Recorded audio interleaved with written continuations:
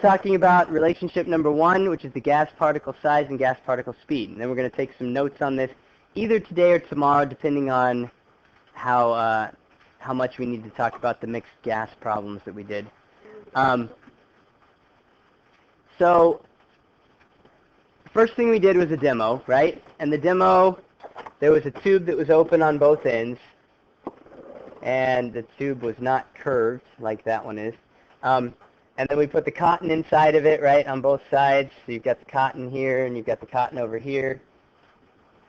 And this one was dipped in the NH3, which is the ammonia. This one was dipped in the HCl, which is the hydrochloric acid. Okay?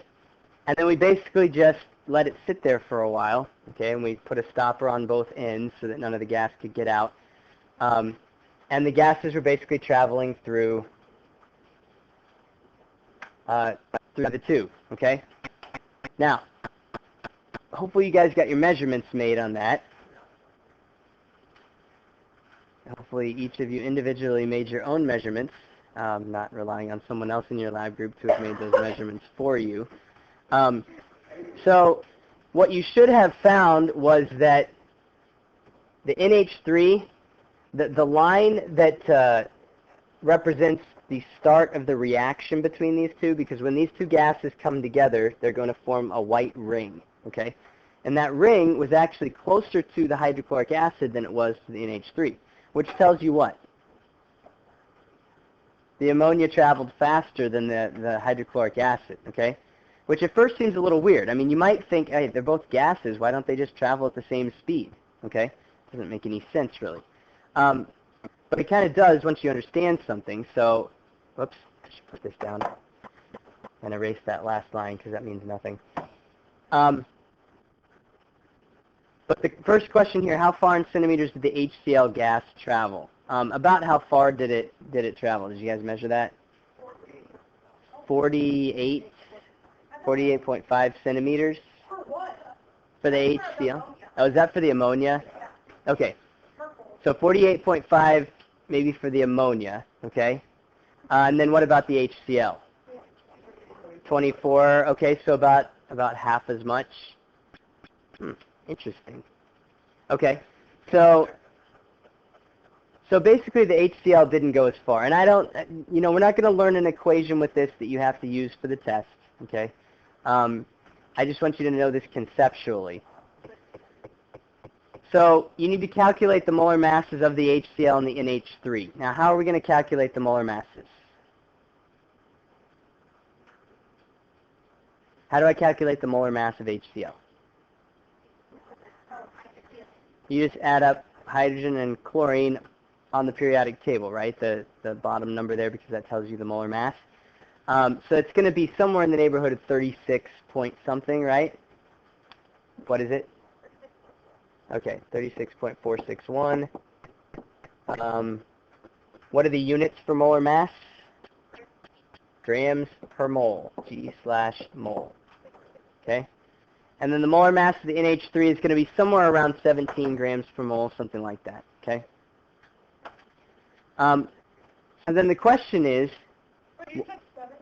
17, something around 17. Okay. So 17 point, sorry, say it again. 031. Okay. So there's our two molar masses. Now notice, the one that's smaller traveled the furthest. Traveled the fastest, I should say. Does that make sense? The smaller one traveled faster? Okay. How many of you, this is the analogy I always use with this, and I don't know if it works or not, but I always use it. How many of you have a small dog in your house? Oh, a lot of you. Okay. How many of you have a big dog in your house? Big dog? Any of you have a big dog and a small dog in the same house? I don't know. I'm looking for I'm looking for golden retriever versus chihuahua difference, that sort of thing, okay? Okay, so you're just going to have to imagine this because none of you seem to be in this exact situation. let's say that we have a small dog, and we give that small dog a certain amount of energy, okay? And that small dog is in the living room of your house, and that small dog gets really excited. Have you ever seen a small dog get really excited before? What do they start doing? Wagging the tail. Okay, yeah, wagging their tails if they have one. They're like all over the place, right? I mean, it's unbelievable to see how fast they're darting from one place to another, right? Can a big dog do that? Well, okay, yeah, it probably depends on the dog, right? But not nearly that fast. Now, the reason for that is the big dog has more mass, okay? And it takes more energy to get that big mass moving than it does to get the small mass moving. Does that make sense? Okay? So, the temperature is the same for both of those gases. For both the ammonia and the HCl, temperature is going to be the same, right? So in this example, ammonia is the small dog, okay? It's got the same amount of energy as the big dog. It can go faster, okay? Does that make sense? Okay? So that's my analogy there. So because one of the gases, because the ammonia gas was so much smaller than the hydrochloric acid, it had less mass, it can travel faster, given the same amount of energy. Okay? So then what's the relationship for number 5 between gas particle size and gas particle speed? How would we summarize that? The smaller the particle, the less energy it needs to move. Okay, the smaller the particle, let's not focus on energy here, let's focus on speed. The smaller the particle, the faster it can move, okay? Given the same amount of energy. Does that make sense? What if you put like vice versa? I said the more the gas particles, the slower the... The more the gas particle, like the bigger the gas particle or the more massive? Yeah, that's fine. Mm-hmm. And then the ammonia had less... What is it? The ammonia was, it was smaller, okay, had less mass. Okay, so for number 4, the ammonia had less mass, so it was able to travel faster. Okay, and that's all you really need to know about that relationship.